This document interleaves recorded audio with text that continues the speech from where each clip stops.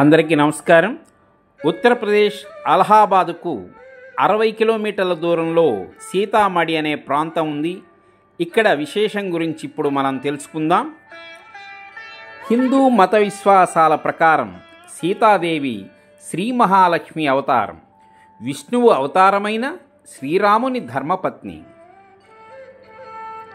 ఇప్పుడు ఆ ప్రాంతానికి సీతామఢి, సీతాదేవి భూమిలో తన తల్లితో పాటు ఐక్యమైనటువంటి ప్రాంతానికి వచ్చేసాం. మిథిలాపురం రాజైన జనక మహారాజు యాగము చేయిచు భూమిని దున్నిచుండగా నాగలికి ఒక పెట్టె దొరకటం, అది తెరిచి చూడగా అందులో పసిపాప కనిపించటం, నాగలి చాలులో కనిపించినందున ఆమెకు సీత అని పేరు పెట్టి అల్లారు ముద్దుగా పెంచారనేది వాల్మీకి మహాకావ్యంలో మనం చూస్తాం. ప్రస్తుతం నేపాల్లో ఉన్న జనక్పూరు సీతాదేవి జన్మస్థలం అని చెబుతారు. విషయానికొస్తే రామపట్టాభిషేకం అనంతరం కొంతకాలానికి రాజ్యంలో తన గురించి అనుకుంటున్న మాటలకు రాముడు వ్యధ చెంది సీతాదేవిని అడవికి పంపటం, అక్కడ వాల్మీకి ఆశ్రమంలో ఆశ్రయం పొంది తదుపరి లవకుశలకు జన్మనివ్వటం జరిగింది. ఈ విషయం అందరికీ విదితమే. అదిగో అక్కడ సీతాదేవి చక్కని రూపంతో దర్శనమిస్తుంది. చుట్టూతా కూడా రామలక్ష్మణులు, లవకుశలు, వాల్మీకి మహర్షి మొదలగు వారి చిన్న చిన్న రంగురంగుల అద్దాలతో అద్ది అతి సుందరంగా ఈ దేవాలయాన్ని తయారు చేశారు. ఇది మొదటి అంతస్తులో ఈ సుందరమైన అపురూపమైనటువంటి దేవాలయం సీతాదేవి మనకు కనిపిస్తూ ఉంటారు. అలానే దిగువకి వెళ్ళినప్పుడు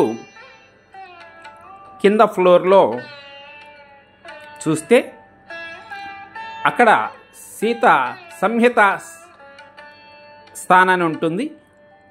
అక్కడ కట్ చేస్తే తదుపరి కొంతకాలానికి రాముడు అశ్వమేధ యాగం చేసి యాగాశ్వాన్ని వదలటం, దాన్ని లవకుశలు బంధించి వచ్చిన మహావీరుల్ని బంధించటం, రాముడు స్వయంగా రంగంలోకి రావటం, వారి మధ్య యుద్ధం మొదలు కాగా వాల్మీకి వారిని నివారిస్తూ ఓ రామా వారు నీ పుత్రుడే అని చెప్పగా సీతాదేవి వారిని తండ్రి వద్దకు చేర్చటం జరుగుతుంది.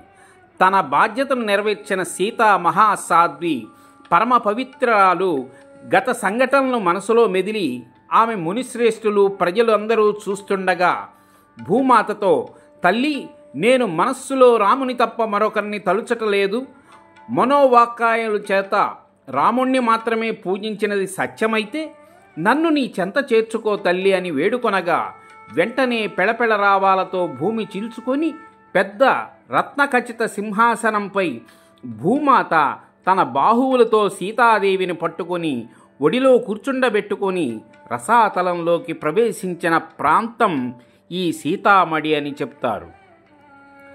ఆ ప్రాంతాన్ని మనం చూసాము.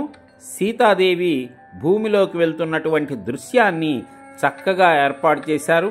ఒరిజినల్గా ఈ ప్రాంతంలోనే ఇది జరిగిందని చెప్పేసి అందుకుని దానికి గుర్తుగా ఇక్కడ ఈ దేవాలయం ఏర్పాటు చేశారని చెప్పి అక్కడ చరిత్ర చెప్తూ ఉంది.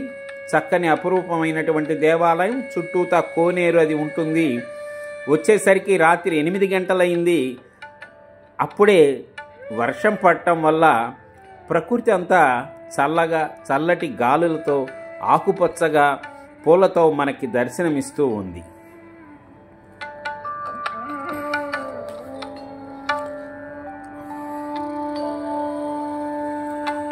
అక్కడే దాని ప్రక్కనే చిన్న గుహలాగుండి అందులో పార్వతీమాత, ఆ లోపల మహాశివుడు పూజలు అందుకుంటూ ఉంటారు.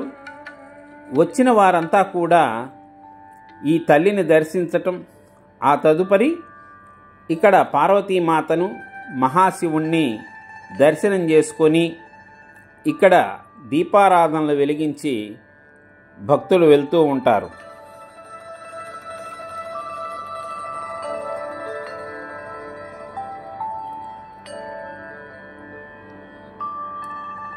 చూడటానికి చాలా అందంగా మనోహరంగా ఈ దేవాలయం మనం ఇంతాక చూసాం కదండి. అద్దాలతో అతికినటువంటి చరిత్ర, అలానే దిగువన సీతమ్మ తల్లి తన తల్లి ఒడిలోకి చేరినటువంటి ప్రాంతం చాలా అపురూపంగా, అందంగా, హృద్యంగా, మనసుకు హత్తుపోయే వాతావరణం, అదంతా చాలా మనసుకు ఆహ్లాదం కలిగిస్తుంది. తప్పక దర్శనీయ స్థలం ఇది. ఓం నమః శివాయ.